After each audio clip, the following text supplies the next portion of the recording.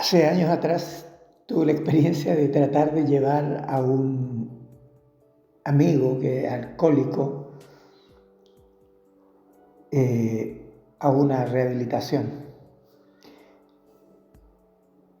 Al principio me dijo que sí, vamos. Cuando estábamos listos para ir, dijo no, no voy. Y me decía, solo espérame que me tome una copita de vino y vamos. Y yo le decía, no puedes ir con una copita de vino. Exigen que vayas sin haber bebido nada. Al final se tomó la copita de vino, pero no fue. ¿Por qué? Ahora, el hombre pecador se resiste a Dios debido a lo mismo, a su inclinación a pecar. No, si yo un día voy a ir a la iglesia, no, si yo un día yo voy a aceptar al Señor, no, si yo algún día, pero déjame primero disfrutar, déjame disfrutar lo que estoy viviendo. ¿Ah? Sé que no es de Dios, pero quiero disfrutarlo. Eso nos pasa a todos, ¿no?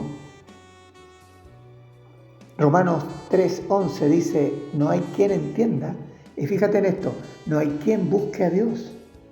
¿Por qué buscar a Dios cuando el pecado nos ofrece tantas cosas agradables?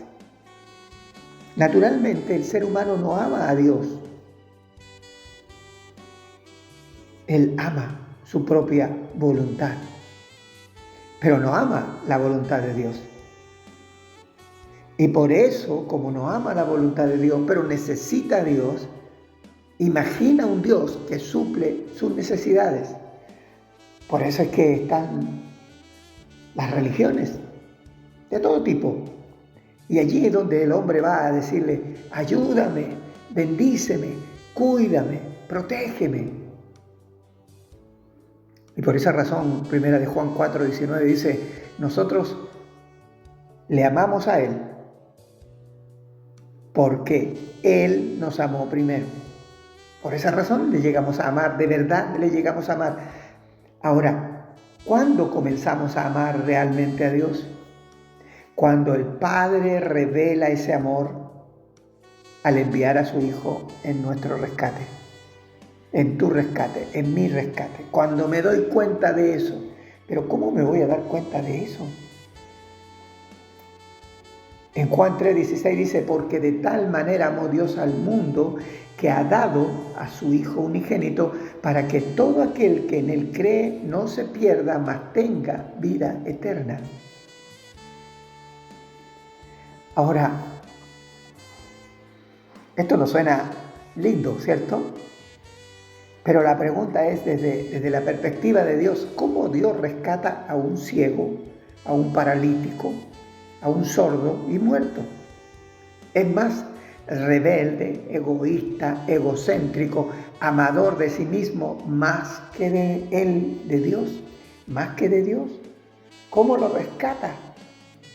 Si esa es su naturaleza, déjame tomarme la última copita, pero esa última copita no existe, porque no es la última, no es la última que quiero.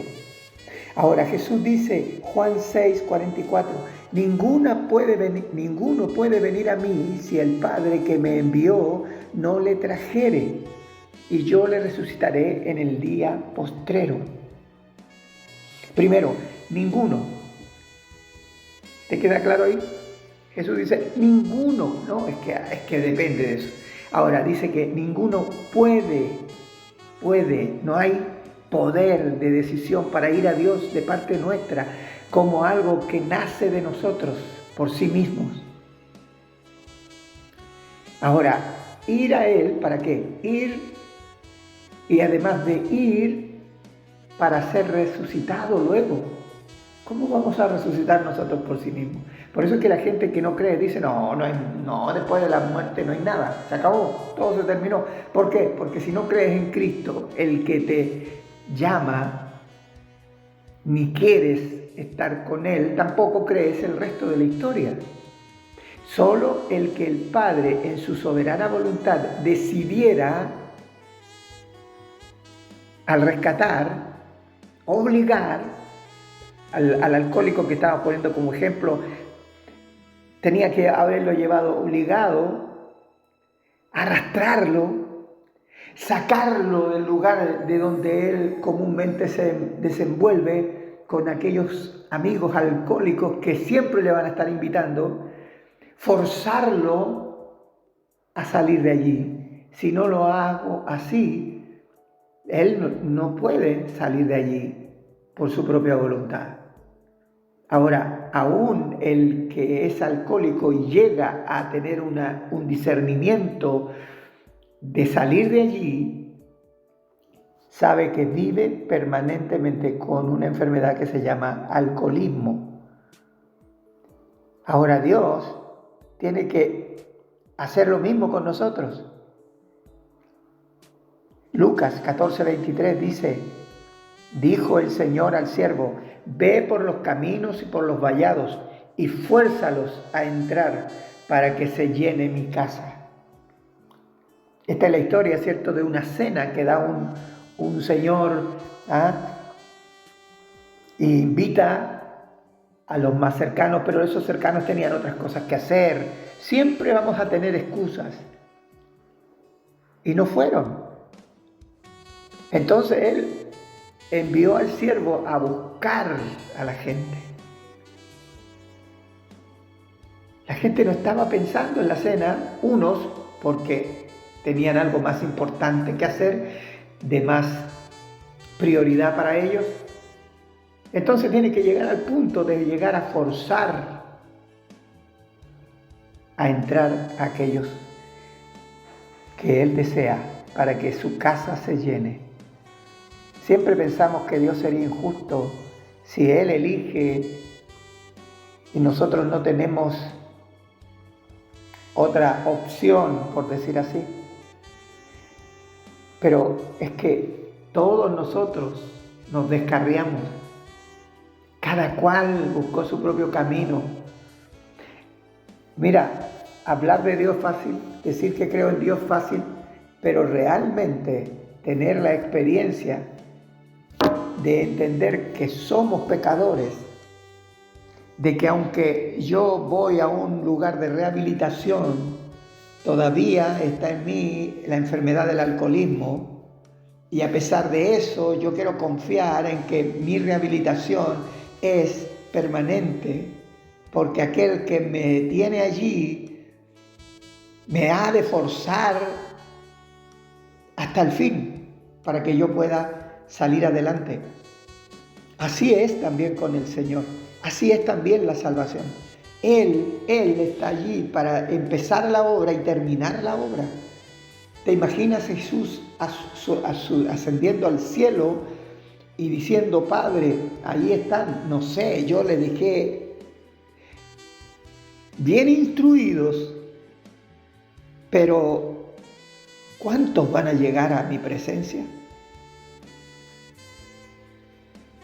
¿No es cierto que sería haber sido una locura para Dios tener que depender de nosotros en la salvación? Pero en cambio, Él dice que aquellos que el Padre le ha dado, Él los tiene en sus manos y nadie los puede arrebatar de la mano de Él, ni de la mano del Padre. Si Jesús, por medio del Espíritu Santo, te está hablando de tu corazón y a tu vida, es porque Él te ha dado la fe. Es un don. Es porque Él está tocando tu corazón y tienes que agradecerlo. Te estás ganando más que el loto y el quino y todas las loterías. Estás llegando a conocer a aquel que se está dando a conocer a tu vida.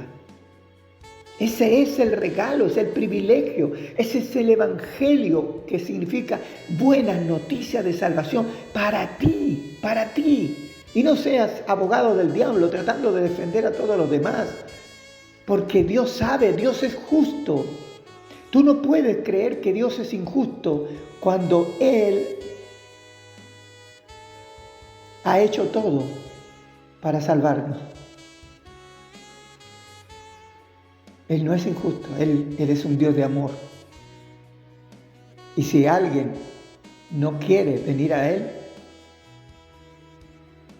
lo sabe. ¿Y quién no quiere venir a Él? Todos, todos, ninguno de nosotros quiere ir voluntariamente a Él hasta que no le conocemos. Cuando le conocemos, porque Él se revela a nuestras vidas a través de la Escritura, Él nos está diciendo que envió a su propio Hijo. Y cuando a ti te conmueve eso, no solo te conmueve, sino que te hace ver que tú realmente estás perdido sin Él, entonces eres salvo por gracia. Y gracia significa el favor inmerecido que Dios ha hecho por ti. Y por eso Él envía su palabra a tu corazón, para que abras tu corazón a Él y creas en Él y Él obre en tu vida.